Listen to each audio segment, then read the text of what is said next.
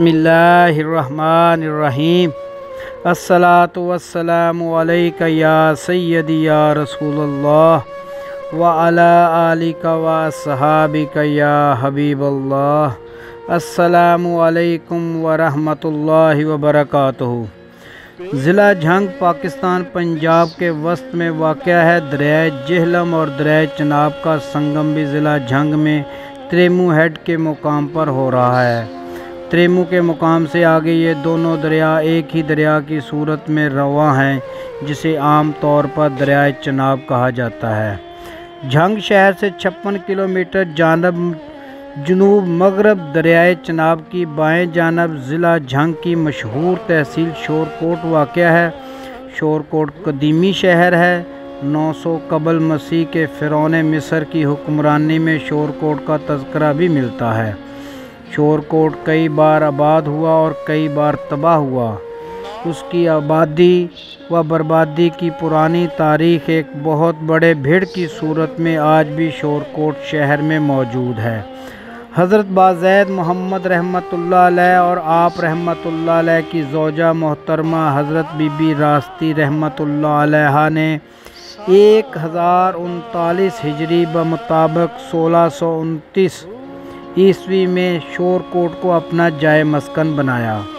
हज़रत बाज़ैद मोहम्मद रहमतुल्लाह अलैह और हज़रत बीबी रास्ती रहमतुल्लाह अलैहा ने शोरकोट में रहाइश पजीर होने के बाद अपनी ज़हरी हयात मुबारका का बकिया हिस्सा शोरकोट में ही गुजारा।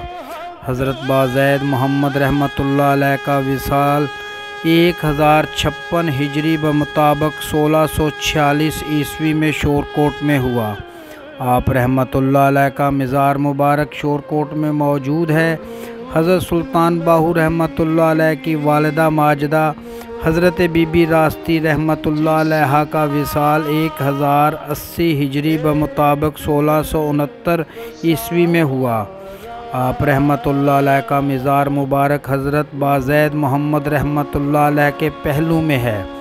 शोरकोट शहर में वाक़या इस मकाम को दरबार माई बाप कहा जाता है।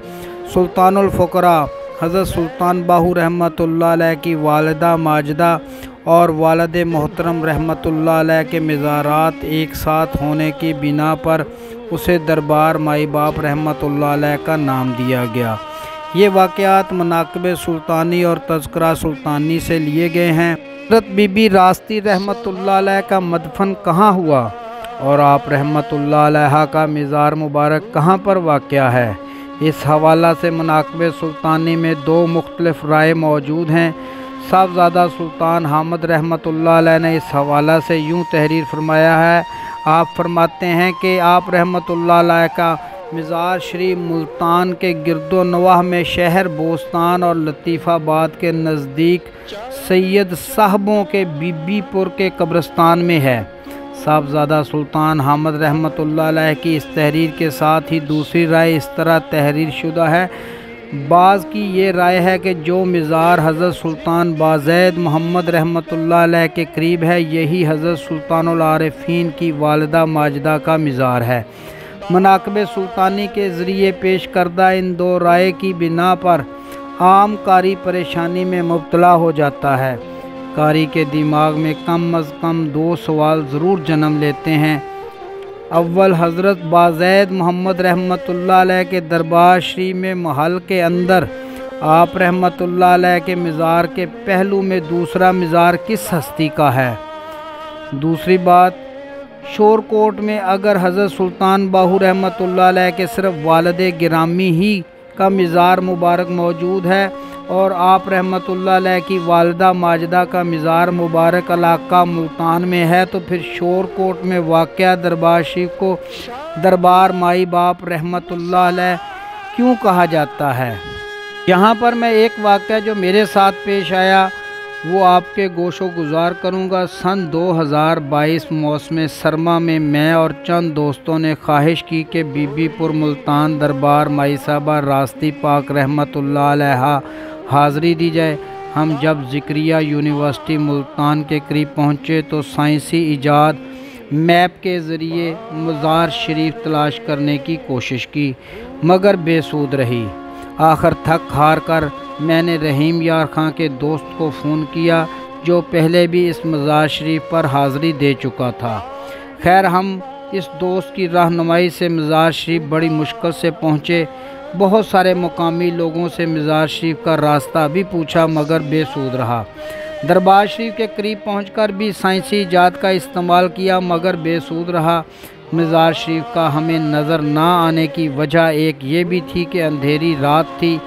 رات کی تاریکی اور دھند کے ساتھ ارد گرد تناور آموں کے درخت تھے۔ آموں کا باغ وسیع اور عریض رقبہ میں تھا۔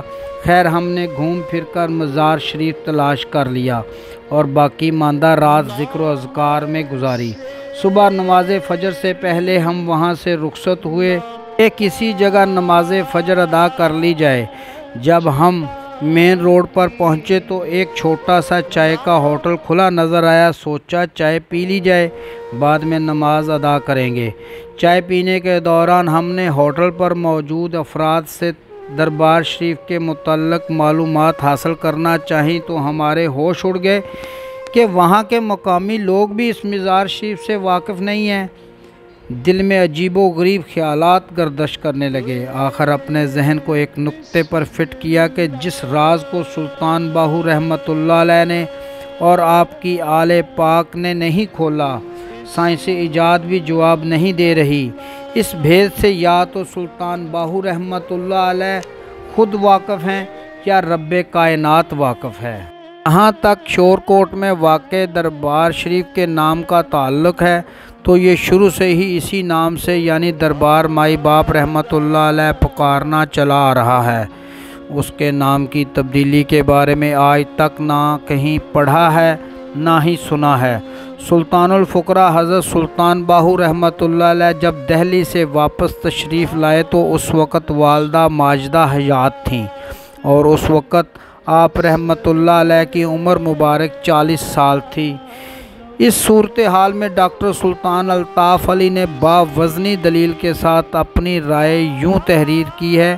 ظاہر ہے کہ والدہ محترمہ کے انتقال کے وقت حضرت سلطان باہو رحمۃ اللہ علیہ موجود تھے اور بڑی عمر میں ہی تھے، تو یقیناً انہوں نے اپنی والدہ محترمہ کو اپنے والد مرحوم کی قبر کے پہلو میں ہی دفن کیا ہوگا، نہ کہ کسی دور دراز کے علاقے میں۔ شور کوٹ شہر کے تحصیل چوک میں سے جانب مغرب جانے والی سڑک جو بھیڑ کے پہلو سے گزر رہی ہے، اس پر تحصیل چوک سے تقریباً 1 کلومیٹر کے فاصلے پر دائیں جانب ایک گلی ہے جس کے آخر میں دائیں جانب دربار مائی باپ واقع ہے۔ دربار مائی باپ صرف چند مرلہ اراضی پر محیط ہے۔ گلی سے تقریباً 5 فٹ بلند دربار مائی باپ کی جانب شمال گلی ہے۔ جانب مشرق و جنوب رہائشی مکانات ہیں۔ جانب مغرب چند مرلہ کا صحن ہے جس میں بیری کے بڑے درخت کی گھنی چھاؤں ہے۔ اس صحن کے ساتھ جانب جنوب مسجد موجود ہے جس کے صحن میں وضو کی جگہ اور چند ایک بیت الخلا ہیں۔ امید ہے آپ کو آج کی ویڈیو پسند آئی ہوگی۔ آئندہ ملیں گے دربار مائی باپ کے حوالہ سے ایک نئے موضوع کے ساتھ۔ تب تک کے لیے اپنا خیال رکھیے گا۔ اپنے میزبان خالد قمر کو اجازت دیجیے۔ اللہ حافظ۔